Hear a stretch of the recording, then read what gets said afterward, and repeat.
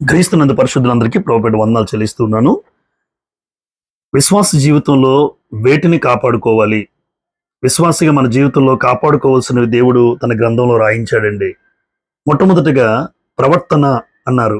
2వ దినవృత్తాంతముల గ్రంథం 6వ అధ్యాయం 16వ వచనంలో, నీవు నా ముందర నడిచినట్లుగా నీ కుమారులను తమ ప్రవర్తన కాపాడుకొని, దావీదు గారితో దేవుడు నీ కుమారులు తమ ప్రవర్తన కాపాడుకోవాలి, క్రైస్తవుడిగా మన ప్రవర్తన కాపాడుకోవాలి, నీవు దేవుని మందిరానికి పోయినప్పుడు నీ ప్రవర్తన జాగ్రత్తగా చూచుకొనుము అంటాడు దేవుడు.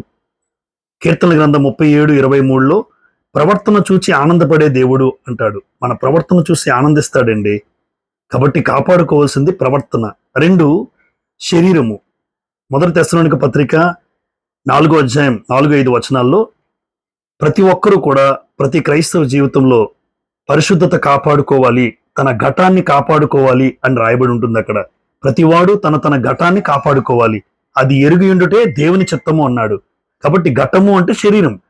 ఈ శరీర కోరికలు నియంత్రించుకోవాలి, శరీరాన్ని నలగొట్టుకొని దేవుడు ఏదైతే కోరుతున్నారో ఈ శరీరాన్ని కాపాడుకోవాలి, పాపము చేయకుండా ఈ శరీర అవయవాలు కాపాడుకోవాలి.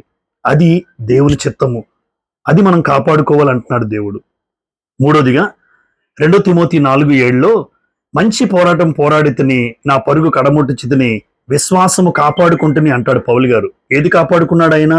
విశ్వాసం కాపాడుకోవాలి కడవరకు కూడా. కారణం ఏంటంటే విశ్వాసము లేకుండా దేవునికి ఇష్టడై ఉండుట అసాధ్యము అన్నాడు. కాబట్టి ఎప్పుడు భిన్నమైన విశ్వాసం లోకంలో ఉన్నా నీకంటూ ఒక స్థిరమైన విశ్వాసం నువ్వు కలిగి ఉండాలి.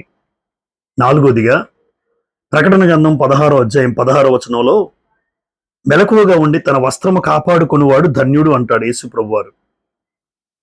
132వ కీర్తన 9వ వచనంలో నీతి వస్త్రం అంటాడు. 132వ కీర్తన 16వ వచనంలో రక్షణ వస్త్రం అంటాడు. అంటే నీతి, రక్షణ ఈ 2 క్రీస్తు రక్తంలో కడగబడిన నువ్వు నేను పొందుకుంటే ఆ వస్త్రము మెలకువగా ఉండి కాపాడుకోవాలి.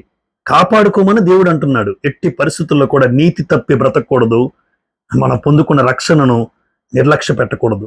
చివరిగా ఎఫెసీ పత్రిక 4వ అధ్యాయం 1వ వచనంలో ఐక్యతను కాపాడుకోండి యందు శ్రద్ధ కలిగి అంటాడు. కారణం ఏంటంటే 133వ కీర్తన 1వ వచనం, సహోదరులు ఐక్యత కలిగి నివసించుట ఎంత మేలు, ఎంత మనోహరం. గమనించారా? కాపాడుకోవాల్సినవి 5. మొట్టమొదటిది ప్రవర్తన, 2 శరీరము, 3 విశ్వాసము, 4 వస్త్రము కాపాడుకోవాలి, చివరిగా ఐక్యత కాపాడుకోవాలి. కుటుంబంలో ఐక్యత ఉండాలి, సంఘములో ఐక్యత ఉండాలి. అప్పుడే ఆ సంఘము, ఆ కుటుంబము దేవునికి ఇష్టంగా ఉంటుందండి.